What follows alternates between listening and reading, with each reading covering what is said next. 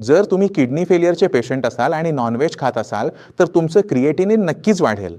कारण जितकं जास्त नॉनव्हेज खाल तितकं जास्त प्रोटीन शरीरात जाईल. ते प्रोटीन क्रिएटिनमध्ये रूपांतरित होईल आणि तुमचे लेवल्स वाढतच जातील. त्यामुळे जर किडनी फेलियरच्या पेशंटला आपलं क्रिएटिनिन कमी करायचं असेल, कंट्रोलमध्ये ठेवायचं असेल, तर त्याला आधी हे समजून घ्यावं लागतं की त्याच्या शरीरात क्रिएटिनिन कसं तयार होतं, का तयार होतं, कुठे तयार होतं आणि काय केल्यावर त्याची प्रोडक्शन कंट्रोलमध्ये येईल. तर क्रिएटिनिन तयार होतं आपल्या मेटाबॉलिझममधून.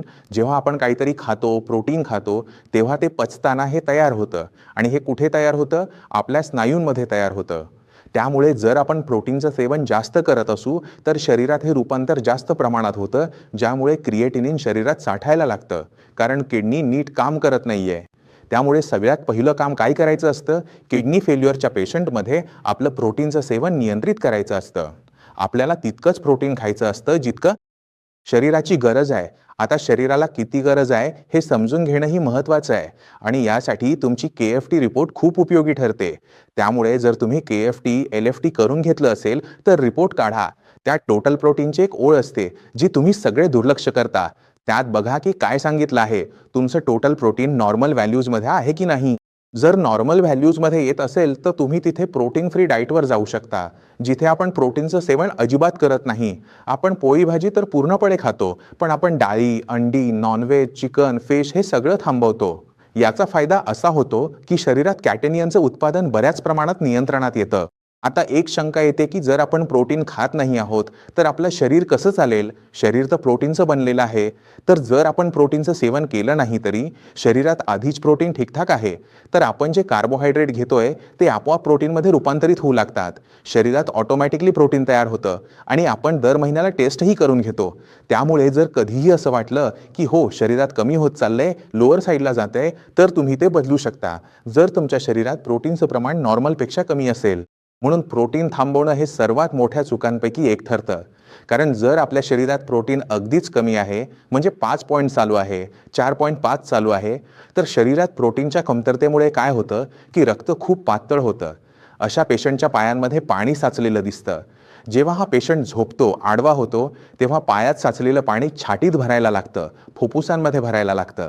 यामुळे श्वास घेण्यात त्रास येऊ लागतो, फुफ्फुस खराब होऊ शकतात, निमोनिया होऊ शकतो आणि पेशंटचा मृत्यू देखील होऊ शकतो. म्हणूनच शरीरात प्रोटीन योग्य प्रमाणात असणं आवश्यक आहे. तुम्हाला परिस्थिती समजून घ्यावी लागेल की तुमचं शरीर तुमच्याकडून काय मागतंय. प्रोटीन नॉर्मल असेल तर थांबवू शकता, पण ते कमी असेल तर अजिबात कमी करू शकत नाही. या गोष्टीकडे लक्ष द्यावं लागेल.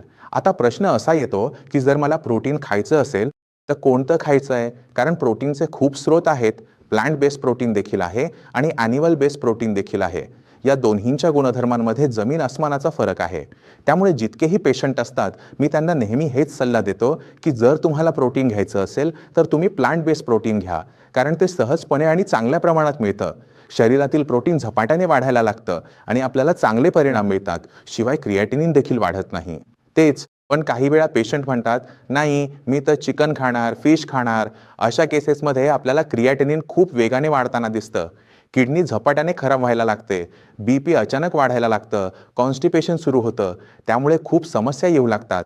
म्हणून मी ॲनिमल बेस्ड प्रोटीन अजिबातच शिफारस करत नाही.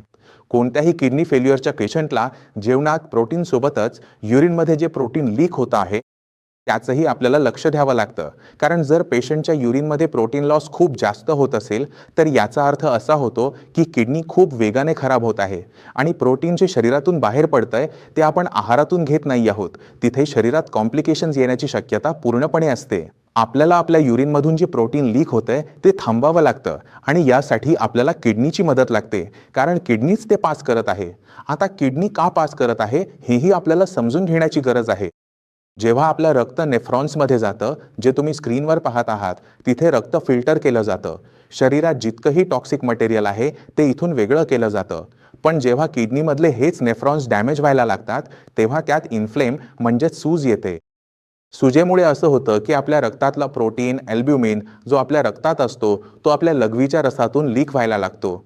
त्यामुळे आपल्याला या सूज आणि इन्फ्लेमेशनवर सगळ्यात आधी काम करायचं आहे. म्हणजे इन्फ्लेमेशन कमी होईल आणि आपल्या लघवीतून लीक होणारा प्रोटीनही कमी होईल, जो आपण अन्नातून घेतो.